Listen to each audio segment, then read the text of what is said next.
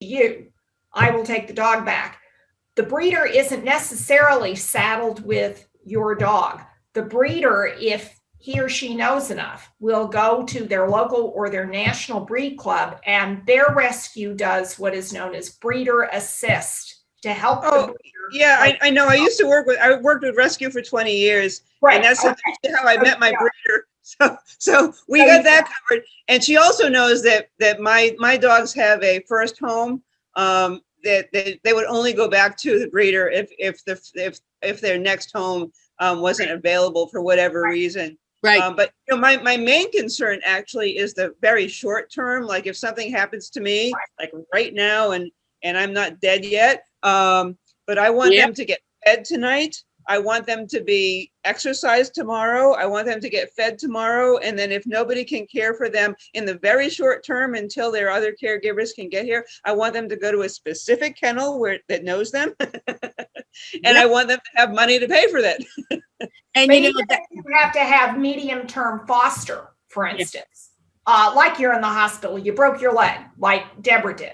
And you know you're going to get out eventually. And you know you're going to be up on your feet. But in the meantime, what does your dog do? If you have to do short to medium-term foster, the rescue team in your breed clubs can help with that. If you can't afford to kennel them. So if you can't afford, that's great. That's your first line. If you can't afford, then you can call the rescue and foster. I want to apologize to everyone who's listening to this disjointed MAAP program for this Wednesday. I want to wish everyone a happy new year, but I forgot to record it. So it was bunches of pearls of wisdom, but you'll have to come back next week to hear more pearls of wisdom. But I want to thank Carol Schuster and Jennifer Pivovar, Connie Kohler, Kieran Walsh, and Sally Anderson Bruce for being here tonight. It was an incredibly wonderful discussion, and I would love I know I told Sally, but I didn't tell anybody else, I'm bringing my glass, which you cannot see. Oh, there it is, of champagne, see, for Happy New Year. I'm going to take a sip. Happy New Year. And I wish everyone a Happy New Year. Before we leave, so that the people who didn't listen because I forgot to record it, which I'm always transparent about the fact that sometimes that happens. What is the one thing you're taking away from tonight's discussion, Connie? Not only do you have to make the plan, you got to keep it updated. Yeah. Which I need to do. Yeah. Yes, you do. And Sally, what are you taking away? Well, I just, one other thing, talking about the discussion tonight and making plans and following up and updating, I got a call on New Year's Eve from a neighbor. My kennel's closed tomorrow. My dog's boarded there. I bring the dog to you on New Year's Eve? So it's really important, even on short-term immediate notice. I go, New Year's Eve, I have 2 Irish setters, bring a lab over, no problem. Yeah. It's true. You just really have to think about that and make those plans and make sure what we talked about before is having those plans up on your doors or your refrigerator or in your car. So if something happens to you, they can be fulfilled because you've said on that piece of paper, in case of emergency, please call these people. That's where my dogs belong, not animal care and control. Carol, what are you taking away as a newbie? I have to say that the importance of having a plan for short term so that it allows your family to care for you and not worry about the dogs. And the other big thing is avoid animal control. Yeah. You lose control if animal control steps in. You do. And remember, always have a written document for the people who are supposed to pick the dogs up in the event animal control has to take them, because they're in the car and you've had a car accident, right? So you have to have the people who are able to come and get your dogs, either an email or a written document that says, Connie Kohler can come get Carol's dogs, because that's what's going to happen. And she's one of the numbers on that piece of paper in your car, in your home. Jennifer, what are you taking away for your beautiful Goldens? And by the way, Carol has pitties and cats. So we love everyone. Go ahead, Jennifer. Oh, so this has really helped me come up with, think about the details that I need to get down.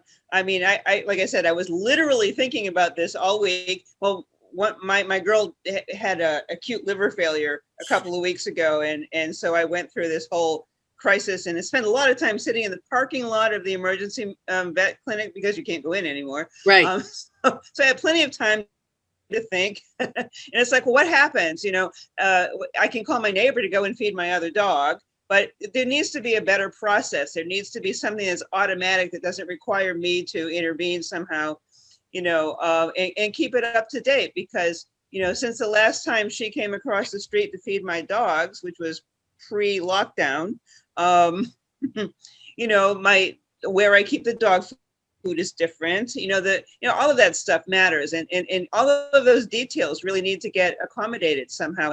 And I had no idea that animal control would neuter my girls. Yeah, if they're there, and there's a legislative rule that says that they cannot return your dog unless it's neutered or spayed, you have to check your local laws. That's not everywhere, but in most places, they do have a certain rule regarding returning dogs that are not spayed or neutered. In New York City, so I tell you this because of Westminster, in New York City, if your dog gets away, and say it's a dog you brought in because you were going to breed it to somebody, it wasn't entered in a dog show for a year. Because the term is that if you have the dog enter an AKC event for the past 12 months, then they won't neuter or spay the dog. Well, if you don't get there in time and you don't give that document to them, then you might be shit out of luck. However, there are a lot of people who bring their older dogs to New York for Westminster who aren't showing, who haven't been in the ring, or worse, they're younger dogs who haven't yet shown and so haven't been in a ring, right? And those dogs can be spayed and altered. And we'll talk about that next time. Kieran, tell us what you're taking away. You reminded me of an incident in a classroom many years ago, Debbie, when you talk about all the people you've been preaching to take out the plan, and very few actually go ahead with it. And the incident was, we had a lecturer once, and she asked, does anybody know the difference between marketing and sales? And one brave man put up his hand and he said, marketing is easy, but sales is hard. So I would say, good luck with future endeavors. It's inch by inch. I know, and Kieran, you're going to get us that beta testing so that we can help you do the responsible dog ownership questionnaire, so people can know what they're getting into. Kieran's from Tenerife. Carol is from Chicago, Illinois area. Jennifer is from Vermont. Sally's from Connecticut. Connie's from California. I'm from New York, soon to be North Carolina.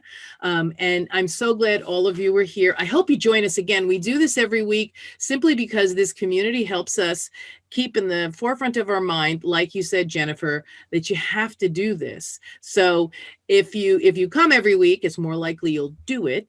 And if you come every week, you'll find that new tidbit that I share, because every week I find something new and interesting that happened that created a consequence for a pet. Because we really cannot even fathom the things that can be consequential to our pets. And so if we have the MAAP plan, we know that there are people who are going to take care of our pets, long-term, short-term, and that's what we want. And P.S., we also want to help our colleagues who have animals do the same thing. So this is I often have older people who say, I want somebody to take care of my pet, but I don't want to take care of them, and that's okay. But quite frankly, we all need to be a little quid pro quo, and I know Connie's quid pro quo, and I know Sally is quid pro quo. So we all have to work together, because there are a lot of us, and we have to help. So if you have dog friends, if you have parrot friends, if you have reptile friends, if you have horse friends or cat friends, as Carol pointed out, because cats can be left alone for a long time. And I know for me, when I was away for the Christmas holiday, my fish tank sprang a leak, and I never leave my animals home alone. Ever. I have somebody in the house. So fish, you think, oh, of course, like cats, right? You know, what do you have to do with fish? You have to just feed them, and you feed them every other day. They're good. Nope. Had somebody come over, and she got here and the tank was half empty. We were able to save all but 2 fish succumbed, but we were able to save the rest of the fish. Not so much the sheetrock in the basement, but that's another story. But, you know, the fish were saved. And that's because if you have an animal in the house, you need to know that you cannot leave it there 23 hours a day.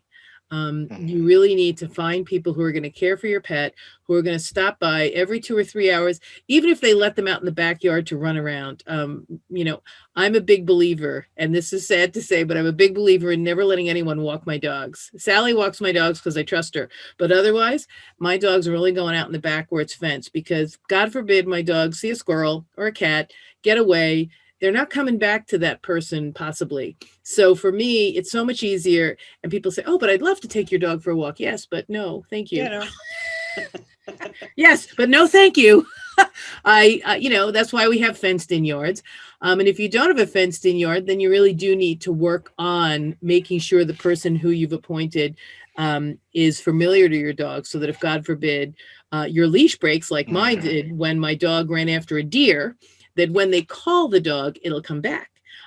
So this is really important information. I'm so glad all of you are here. I want to remind you that I'm here every Wednesday at 6:30. So if you want to come back, you're on the list now. So Rose will send you the link. We talk about these things. We answer questions all the time.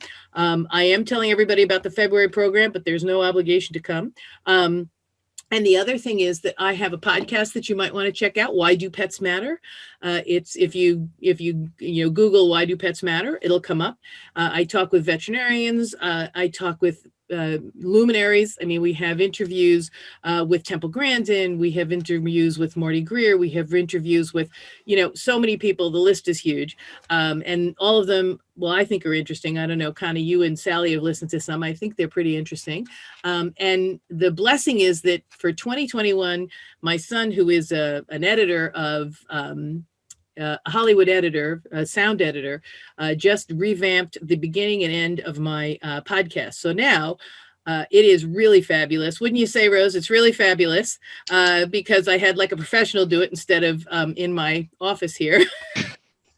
Drew did a magnificent job with this. This takes it to a completely new level. And I really encourage everybody just to kind of like do a before and after. And if you love it, please share it. Yeah. Because Deborah has some amazing guests on that show. Oh my God. So much fun. I mean, just so much fun. And also, if you want more information about the MAAP plan, just go to Hamilton Law and Mediation and look under the tab for MAAP, and you can download everything, do it yourself, or you can join us in February. So until next Wednesday at 6:30, I'm so grateful all of you were here. Look forward to see you again. Hey, stay healthy in Tenerife, you silly guys. It's still warm there? Believe it or not, they've had the worst weather in a few years, and I get blamed for bringing it here. I know. I didn't want to say that I had sent it there because I was so jealous, but we all need to go to Connie. She's 81 degrees. But only for a few days. Oh, okay. So we'll satisfy with that. Thank you, everyone, so much. This is Deborah Hamilton, Hamilton Law Mediation, the Why Do Pets Matter podcast, and the MAAP plan. Until next Wednesday, please hug your dog, cat, bird, horse, fish for me. Take care.